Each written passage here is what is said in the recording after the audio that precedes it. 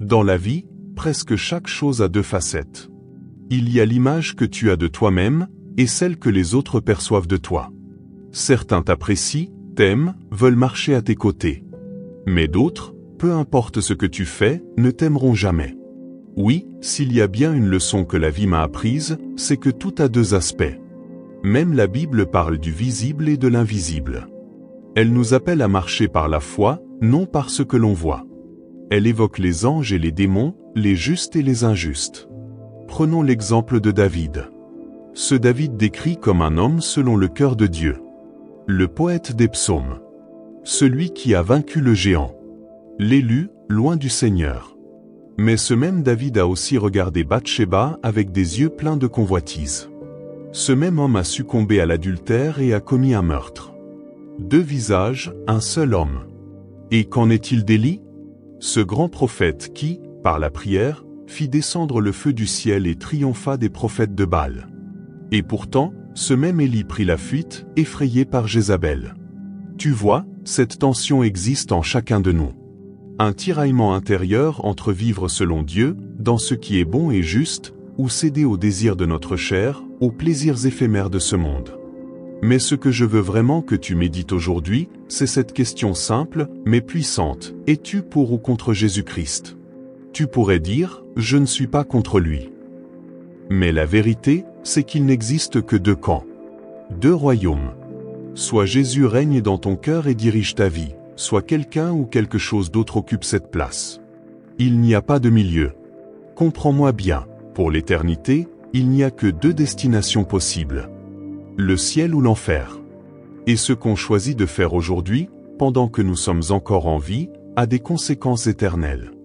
Matthieu 6,33 nous exhorte ainsi, « Recherchez d'abord le royaume de Dieu et sa justice, et toutes ces choses vous seront données en plus. » Une autre version dit, « Cherchez avant tout, avec insistance et persévérance, son royaume et sa justice, sa manière d'être et d'agir, et tout le reste vous sera accordé. » Cela revient à dire, choisis Jésus, même si le monde autour de toi le rejette. Sois juste, même dans un monde qui résiste à la vérité. Être dans le camp de Dieu signifie que Christ seul est ton Seigneur. Aucun autre nom ne reçoit ton adoration. Vivre dans la justice dans un monde hostile, c'est lui laisser l'autorité sur tes choix, tes pensées, tes actes. C'est faire de Jésus ta source d'inspiration. C'est un appel à la consécration. Tu te dis, Dieu est saint, je dois marcher dans la sainteté. Je suis ici-bas, mais je n'appartiens pas à ce monde. Vivre ainsi, c'est adopter une vision céleste. C'est courir la course, persévérer dans la foi, coûte que coûte. Bien-aimés, je vous encourage de tout mon cœur à consacrer votre vie à servir le Seigneur, à marcher dans la lumière de Jésus-Christ et à embrasser le royaume de Dieu. Les ténèbres de ce monde n'offrent rien de véritable, rien qui dure éternellement. Mais le royaume de Dieu, quelle merveilleuse promesse! Il vous offre la vie éternelle, une joie sans fin et une paix qui dépasse toute compréhension. Il vous donne l'honneur de vous tenir un jour dans la présence glorieuse du Tout-Puissant. Alors, saints du Seigneur, choisissez le royaume de Dieu. Choisissez la vie plutôt que la mort. Choisissez Jésus. Seigneur, accorde-moi la grâce de garder mon chemin pur devant toi. Lorsque des pensées impures surgissent ou que des désirs pécheurs s'insinuent, donne-moi, Roi Jésus, la force de résister aux pièges de l'ennemi. Pardonne-moi, Père, pour les fois où j'ai laissé entrer dans mon cœur des choses qui pourraient entraver ma marche avec toi. Je sais que ces choses peuvent me détruire, spirituellement, émotionnellement et physiquement, si je m'y accroche.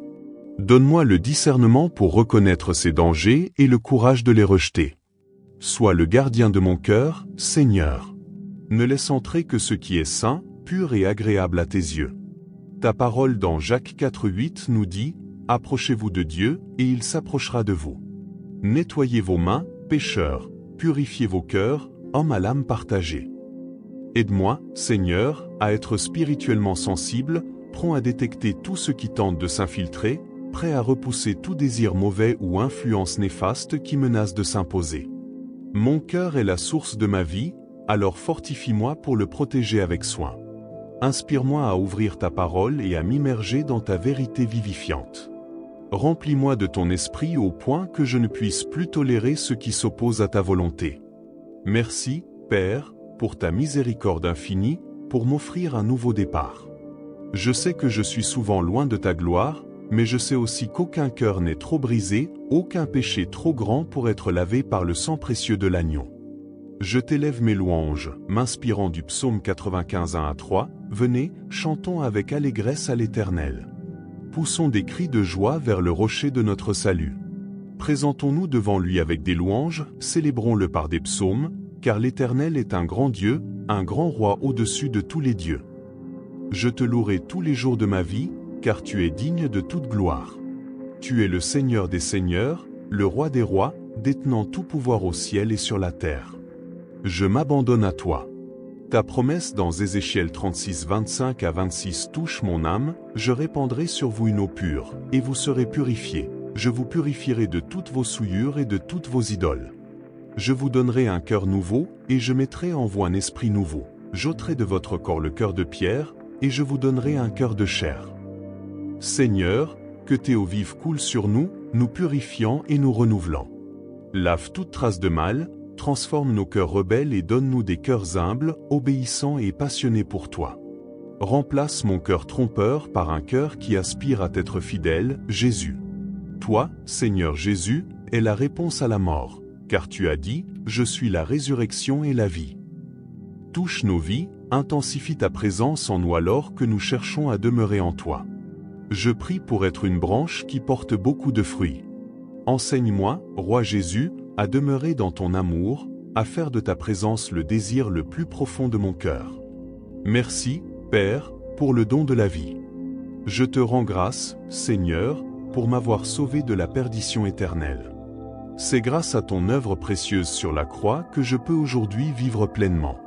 C'est par toi, Jésus-Christ, que la puissance du péché ne domine plus sur moi. C'est par ton nom, Maître, que je peux vivre dans la victoire, en tant que victorieux et surmontant.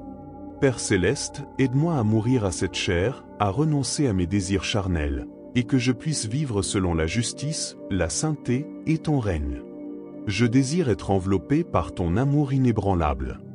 Je prie pour que ta présence demeure forte et abondante autour de moi, de ma famille et de mon foyer. Que tu trouves en mon cœur une foi ardente et une passion sincère pour toi. Que je sois un croyant qui te fait confiance, dépendant entièrement de toi. Seigneur, je te prie de m'accorder de ne jamais être trop occupé pour toi, de ne jamais être trop fatigué pour te prier, ni pour te rendre gloire et te remercier. Que mon cœur ne soit jamais trop occupé pour écouter ta parole, car c'est en toi que je trouve paix et réconfort. Tu es un Dieu fidèle, qui ne faillit jamais. Ta parole déclare dans Michée 7,18, « Qui est un Dieu comme toi, qui pardonne l'iniquité, qui oublie la transgression du reste de ton héritage. Tu ne conserves pas ta colère à toujours, car tu prends plaisir à la bonté. Seigneur, personne n'est comparable à toi. Tu as été si généreux envers moi, en pardonnant mes fautes. Je suis honoré que tu sois patient avec moi. Je suis reconnaissant d'avoir un Dieu qui ne garde pas sa colère éternellement, mais qui aime avec une bonté infinie. Je m'abandonne entièrement à toi, Père, pour que ta gloire soit manifestée dans ma vie, aujourd'hui et à jamais. Toute la louange revient à Christ, pour l'éternité. En son nom, je prie. Amen. Venez, chantons tous au Seigneur, élevons notre voix vers le rocher de notre salut. Entrons dans sa présence avec des actions de grâce, avec des chants de louange.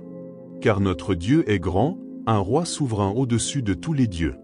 Et je proclame, selon ta promesse, qu'un jour, tu verseras de l'eau pure sur ton peuple, et ils seront purifiés. Leur souillure sera effacée, et ils cesseront d'adorer des idoles. Tu donneras un cœur nouveau, un esprit renouvelé en eux. Tu prendras leur cœur de pierre, dur et obstiné, pour leur donner un cœur sensible et réceptif. Car, auparavant, nous étions morts dans nos transgressions et nos péchés, suivant les voies de ce monde et celui qui gouverne la puissance de l'air.